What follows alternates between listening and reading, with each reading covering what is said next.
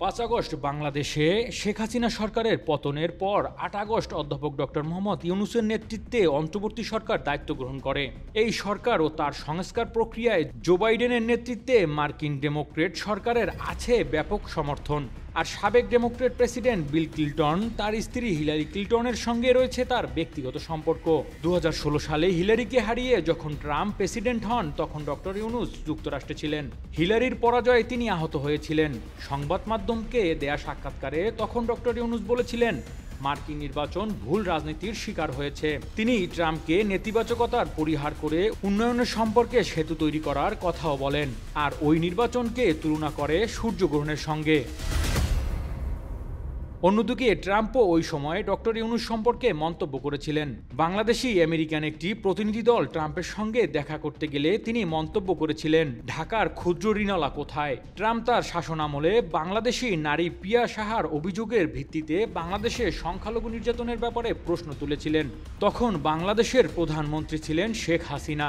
আর সর্বশেষ নির্বাচনে কয়েকদিন আগে ট্রাম্প তার এক্সে বলেছেন, আমি বাংলাদেশে হিন্দু, খ্রিস্টান ও অন্যান্য সংখ্যালঘুদের উপর বর্বরচিত সহিংসতার তীব্র নিন্দা জানাচ্ছি। দেশটিতে দলবদ্ধভাবে তাদের উপর হামলা, লুটপাট চালানো হচ্ছে। বাংলাদেশ এখন পুরোপুরিভাবে একটি নৈরাজ্যকর অবস্থার মধ্যে রয়েছে। এবারের প্রেক্ষাপট ভিন্ন।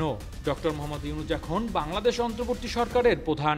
ফলে আগের ব্যক্তিগত মন্তব্য বা সম্পর্ক কতটা প্রভাব ফেলবে তা এখনই বলা যাচ্ছে না। জানুয়ারিতে ট্রাম্প যখন শপথ নেবেন তখন হয়তো পরিস্থিতি স্পষ্ট হবে। তবে বিশ্লেষকরা বাংলাদেশের ক্ষেত্রে ট্রাম্পের অবস্থান নিয়ে দুইটি বিষয়ে গুরুত্ব দিচ্ছেন। 1. ট্রাম্পের ব্যবসা বাণিজ্য ও অভ্যন্তরীণ সম্পর্ক বৃদ্ধির নীতি। 2. ট্রাম্পের সঙ্গে ভারতের প্রধানমন্ত্রী নরেন্দ্র মোদীর বন্ধুত্বপূর্ণ সম্পর্ক। তাদের কথা, ডক্টর ইউনূস সরকারের প্রতি ডেমোক্রেটদের যে নীতি তার সঙ্গে অবশ্যই রিপাবলিকান নীতির পার্থক্য হবে। তবে সেটা কেমন হবে এখনই বলা যাচ্ছে না। বাংলাদেশ সরকার এখন নানা ধরনের সংস্কারের যে কাজ করছে তাতে জো বাইডেন সরকার আগ্রহ ও সমর্থন এবং সহায়তা আছে। ট্রাম্প সেটায় কতটা আগ্রহী হবে তা দেখার বিষয়। তবে নির্বাচনের মাধ্যমে একটি গণতান্ত্রিক সরকার দেখতে চাইতে পারে। সাবেক কূটনীতিক সাকিব আলী ডয়েচে ভেলের সংবাদ মাধ্যমকে বলেন, ডক্টর ইউনূসের সঙ্গে ডেমোক্রেটদের হাইয়েস্ট লেভেলের সম্পর্ক। সেটা কোনো সমস্যা করবে কিনা আমাদের তা খেয়াল রাখতে হবে।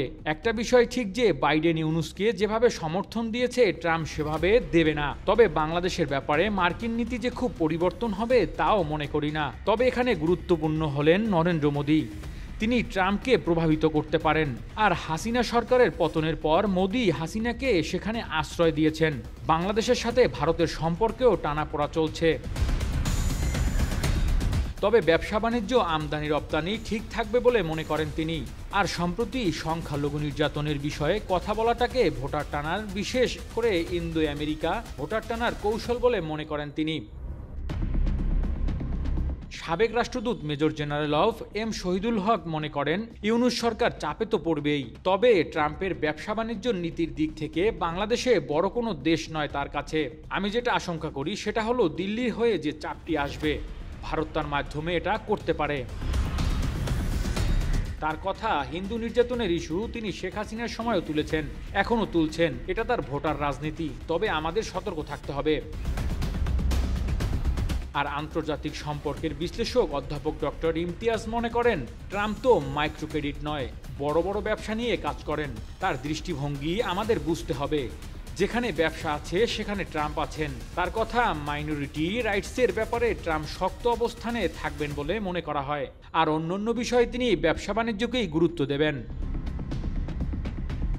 হিলারিকে হারিয়ে ট্রাম্প যেবার প্রথম প্রেসিডেন্ট হন তখন আমি আমেরিকায় ছিলাম। ডক্টর ইউনূসও সেখানে ছিলেন। তখন তার মতো অনেকেই ভেবেছিলেন হিলারি জিতবেন। আর ইউনূস সাহেব যে হিলারি তথা ডেমোক্রেটদের পক্ষে ছিলেন সেটা তো ট্রাম্প না জানার কথা না। সেটা হয়তো ট্রাম্প এখন মনে রাখবেন না।